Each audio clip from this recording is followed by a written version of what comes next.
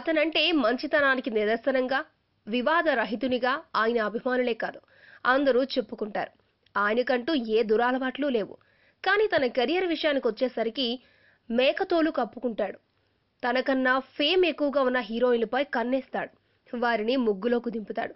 వారితో ప్రేమ, దోమ, పెళ్లి వంటి చల్లని కబుర్లు చెప్తారు. వారి ద్వారా పలు చిత్రాలలో అవకాశాలు సాధిస్తాడు. ఆయా స్టార్స్ ని తన పక్కన నటించేలా చేస్తాడు. అనుకున్న పనిని సాధించిన తర్వాత వారిని యూజ్ అండ్ త్రో అంటాడు. అలా ఎందరినో ఆయన తన తెలివితేటలతో ఆడుకున్నాడు. చివరకు తాననుకున్న లక్ష్యం సాధించాడు. ఆయనెవరో కాదు, తమిళుల తల అని అల్టిమేట్ స్టార్ గా చెప్పుకునే అజిత్ అలియాస్ అజిత్ కుమార్ అలియాస్ శ్రీకర్. ఆయన జన్మించింది మన సికింద్రాబాద్లో.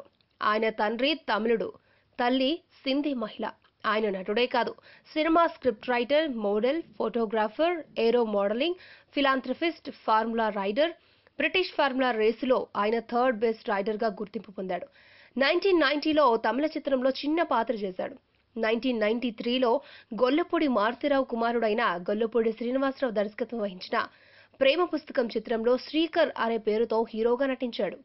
ఈ చిత్రం శ్రీనివాస్ కి దర్శకుడిగా మొదటి చిత్రం.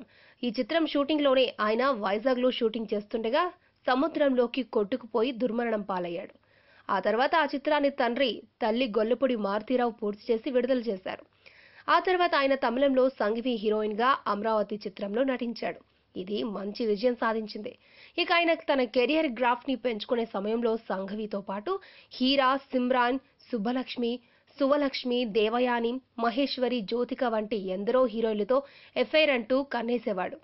నిజానికి ఆయన జెంట్లిమెన్ అని అందరూ ఒప్పుకుంటారు. కానీ తన కెరియర్ విషయానికి వచ్చేసరికి తనకంటే బాగా పాపులారిటీ ఉన్న హీరోయిన్లు సామాన్యంగా అతనితో నటించడానికి ఒప్పుకోరు.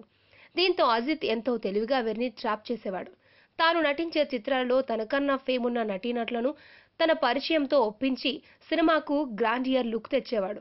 కొందరు హీరోయిన్లైతే తాము నటించే చిత్రాలలో హీరోగా అజిత్నే పెట్టుకోవాలని దర్శక నిర్మాతలు డిమాండ్ చేసేంతగా వారిని మెప్పించాడు. అలా ఆయన తన హీరోయిన్లనే పెట్టుబడిగా తన కెరియర్ అనే చదరంగంలో నిచ్చెనలుగా వాడుకునేవారు. ఇక ఆయన సామాన్యమైన హీరోగా ఉన్నప్పుడే హీరోయిన్ హీరా టాప్ స్టార్ గా ఉండేది.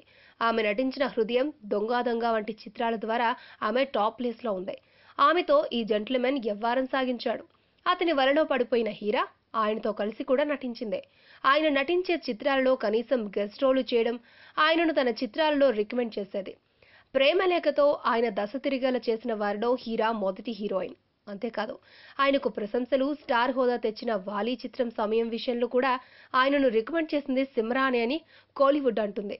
ఇక బైక్ రేసులలో ఆయన గాయపడి ఆయన వెన్నెముక దెబ్బతిన్న రోజుల్లో హీరాతో పాటు పలువురు హీరోయిన్స్ ఆయనకు తల్లిదండ్రుల కంటే ఎక్కువ సేవ చేశారు.